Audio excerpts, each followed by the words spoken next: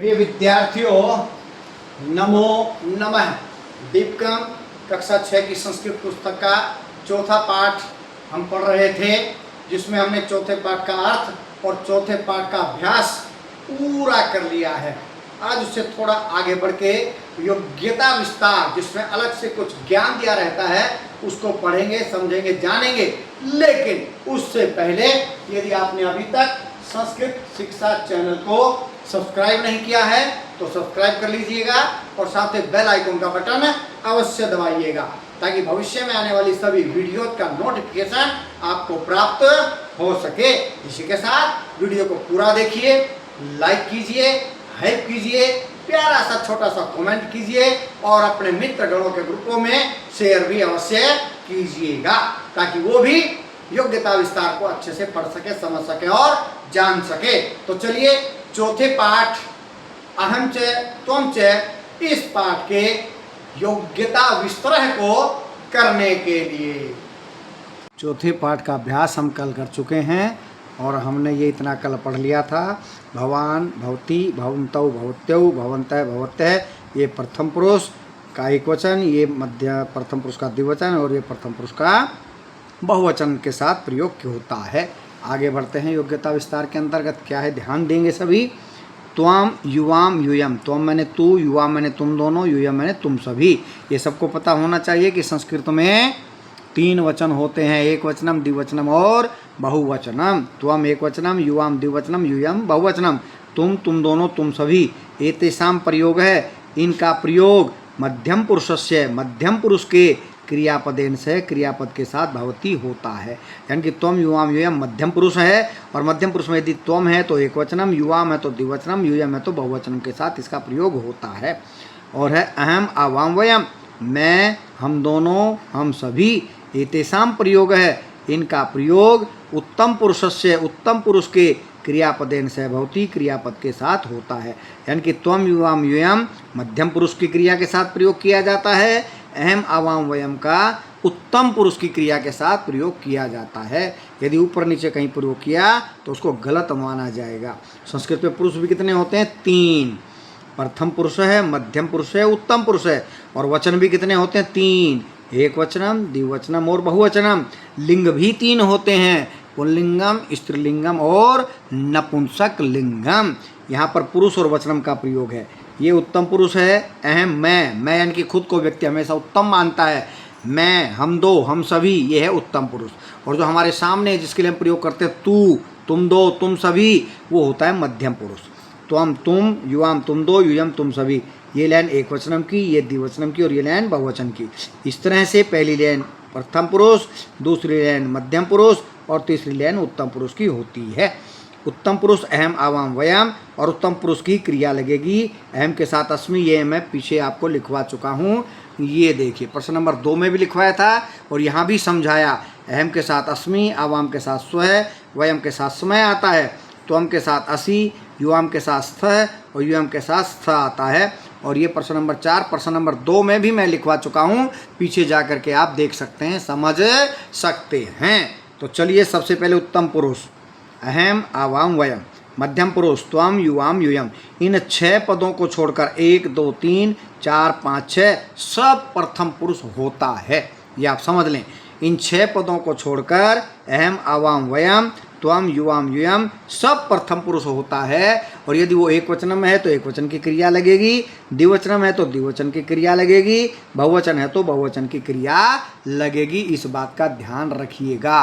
क्रिया मतलब संस्कृत में धातु रूप होता है, धातु का रूप। तो चलिए इसको समझते हैं पहले। अहम के साथ अस्मि, अहम अस्मि, आवाम स्वः, वयम स्मः, त्वम असि, युवाम स्थः, यूयम स्थः। ठीक है। भवान अस्ति, भवती अस्ति। ठीक है। इसी प्रकार भवन्तौ स्तः, भवत्यौ स्तः, ये पुल्लिंग है, ये स्त्रीलिंग का प्रयोग है। भवन्तः सन्ति, भवत्यः सन्ति। बिल्कुल इसी प्रकार से नीचे फिर एक बार समझा रखा है, जो ऊपर समझाया वही नीचे है। ठीक है। अहम के साथ क्या है, यहाँ है अस्ति स्तः सन्ति, असि स्तः सत्, अस्मि स्व स्मः। ये धातु रूप लट लकार का हस धातु का रूप है।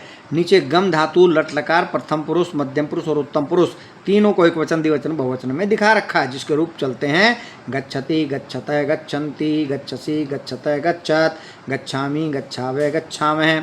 इसी प्रकार पठ धातु यदि होती तो पठति, पठतः, पठन्ति, पठसि, पठतः, पठत, पठामि, पठावः, पठामः। तो चलिए अभी गच्छति का समझते हैं। तो अहम के साथ हमेशा क्या आएगा? उत्तम पुरुष एकवचन की क्रिया।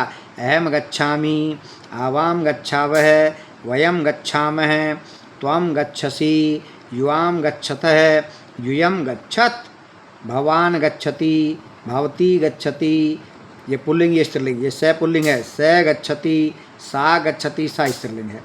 भवन्तौ गच्छतः, भवत्यौ गच्छतः, तौ गच्छतः, ते गच्छतः, भवन्तः गच्छन्ति, भवत्यः गच्छन्ति, ते गच्छन्ति, तः गच्छन्ति।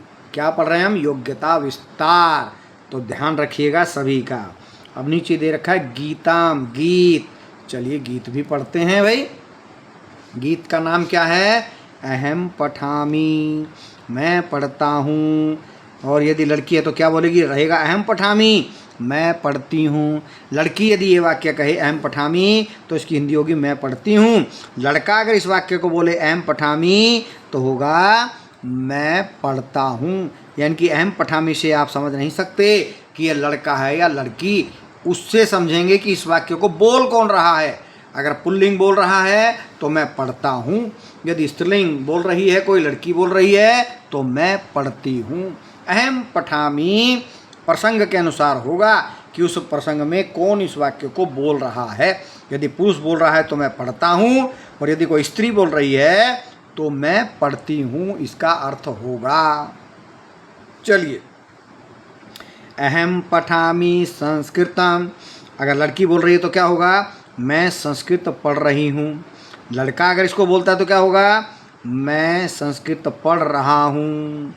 इधर कन्या है, इधर लड़का है। लड़की, लड़का। अगर लड़की बोल रही है तो मैं संस्कृत पढ़ती हूँ।